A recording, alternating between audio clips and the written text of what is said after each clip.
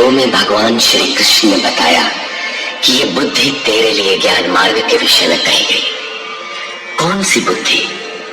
यही कि युद्ध कर, जीतोगे तो महामहिम की स्थिति प्राप्त कर लोगे और हारोगे तो देवत्व है। जीत में सर्वस्व है और हार में भी देवत्व है, कुछ मिलता ही है। अतः इस दृष्टि से लाभ और हानि दोनों में कुछ न कुछ मिलता है, किंचित भी क्षति नहीं है। फिर कहा, अब इसी को तू निष्काम कर्म योग के विषय में सुन। जिस बुद्धि से युक्त होकर तू कर्मों के बंधन से अच्छी प्रकार छूट जाएगा। फिर उसकी विशेषताओं पर प्रकाश डाला।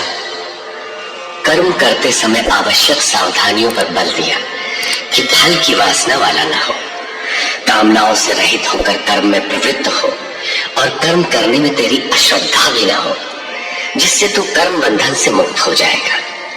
मुक्त तो होगा, किंतु रास्ते में अपनी स्थिति नहीं दिखाई पड़ी। अतः अर्जुन को निष्काम कर्म योग की अपेक्षा ज्ञान मार्ग सरल और प्राप्ति वाला प्रतीत हुआ। उसने प्रश्न किया, जनार्दन, निष्काम कर्म की अपेक्षा ज्ञान मार्ग आपकी दृष्टि में श्रेष्ठ है, तो मुझे भयंकर कर्मों में क्यों लगाते हैं? प्रश्न स्वाभाविक था। मान लें एक ही स्थान पर जाने के दो रास्ते हैं। यदि आपको वास्तव में जाना है तो आप अवश्य प्रश्न करेंगे कि इनमें सुगम कौन है। यदि नहीं करते तो आप पथिक नहीं। ठीक इसी प्रकार अर्जुन ने भी प्रश्न रखा। अर्जुन, जनों पर दया करने वाले जनार्दन, यदि निष्काम कर्म योग की अपेक्षा ज्ञान योग आपको श्रेष्ठ मान्य है, तो हे केशव, आप मुझे भयंकर कर्म योग में क्यों लगाते हैं? निष्काम कर्म योग में अर्जुन को भयंकरता दिखाई पड़ी, क्योंकि इसमें कर्म करने में ही तेरा अधिकार है, फल में कभी नहीं। कर्म करने में अश्रद्धा भी न हो और निरंतर समर्पण के साथ योग पर दृष्टि रखते हुए कर्म में लगा रहे। जबकि ज्ञान मार्ग में हारोगे तो देवत्व है, जीतने पर महामहिम स्थिति है। अपनी लाभ हानि स्वयं देखते हुए आगे बढ़ना है। इस प्रकार अर्जुन को निष्काम कर्म योग की अपेक्षा ज्ञान योग सरल प्रतीत हुआ। इसलिए उसने निवेदन किया, आप इन मिले हुए से वचनों से मेरी बुद्धि मोहित सी करते हैं। आप तो मेरी बुद्धि का मोह दूर करने में प्रवृत्त हुए हैं। अतः इनमें से एक निश्चय करके कहिए, जिससे मैं श्रेय परम कल्याण मोक्ष को प्राप्त हो जाऊं। इस पर श्री कृष्ण ने कहा, निष्पाप अर्जुन, इस संसार में सत्य शोध की दो धाराएं मेरे द्वारा पहले कही गई हैं। पहले का तात्पर्य कभी सत्य युग या त्रेता में नहीं, बल्कि अभी जिसे दूसरे अध्याय में कह आए हैं। ज्ञानियों के लिए ज्ञान मार्ग और योगियों के लिए निष्काम कर्म योग बताया गया है। दोनों ही मार्गों के अनुसार कर्म तो करना ही पड़ेगा, कर्म अनिवार्य है। अर्जुन, मनुष्य न तो कर्मों को न आरंभ करने से निष्कर्मता की अंतिम स्थिति को प्राप्त होता है और न आरंभ की हुई क्रिया को त्यागने मात्र से भगवत प्राप्ति रूपी परम सिद्धि को ही प्राप्त होता है।